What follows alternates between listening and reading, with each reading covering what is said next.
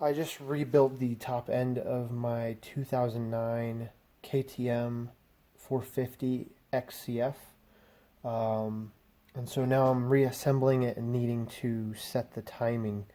Um, and so to do that, we need a couple of specialty tools that you can buy or you can make on your own. The first one is a piece of threaded rod or a long bolt um, that is M8 by 1.25 thread pitch. This is an 80 millimeter bolt that I ground down the tip to a point. I'll show you how to use that, but you pull a bolt out of the bottom of the engine and use this to lock the piston at top dead center. It slides into the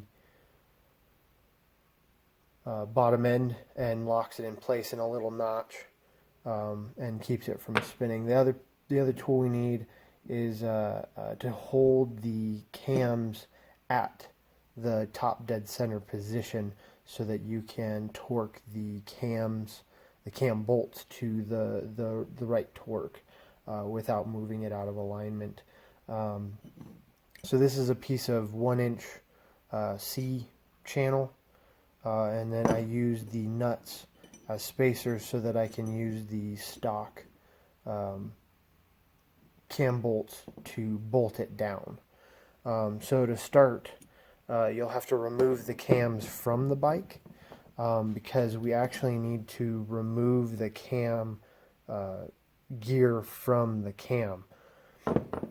I'll show you how I did that. So I made this little jig or holder out of a couple more pieces of the leftover 1-inch C channel that I had to help support the gear, because you actually need to either press it out if you can, press the cam out of the cam gear, or you can use a hammer and a socket to knock it out. So this one is already knocked out, but like I said, I built this to hold it in place, and then just set the socket on top.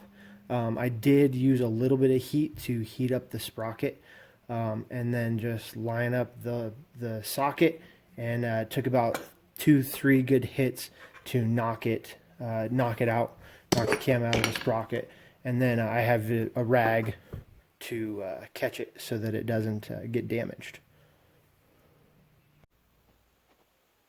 So here is where I threaded in that bolt. In that hole is this smaller bolt with a copper washer. Remove it and then thread that your screw in, your threaded rod, your bolt, whatever, into the hole. And you'll have to rotate the crank until that notch lines up. And what I did was I shined a flashlight into the hole as I spun it around, and looked for that notch, got it close, then turned the screw in to lock it into place. So now the bike is set at top dead center.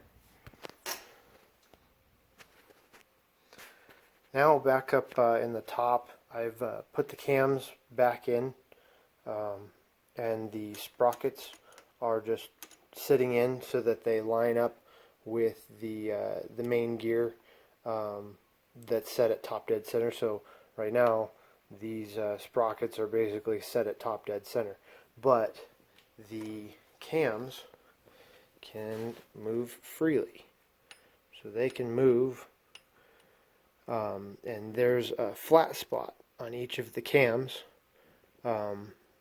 that signifies top dead center. So we're going to use that tool, the C-channel steel tool, and bolt it down to hold those flat.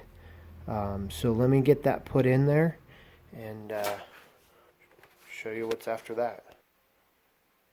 So now I've got my lock in place, holding these cams at the top dead center position. So now what I'll do is tighten these bolts to the torque spec, which I believe is 37 foot-pounds.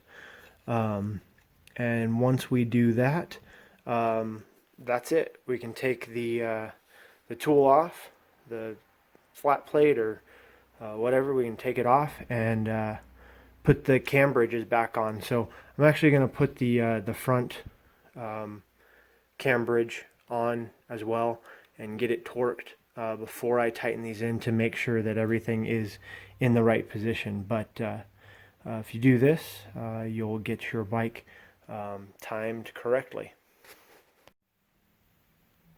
Alright, so there it is.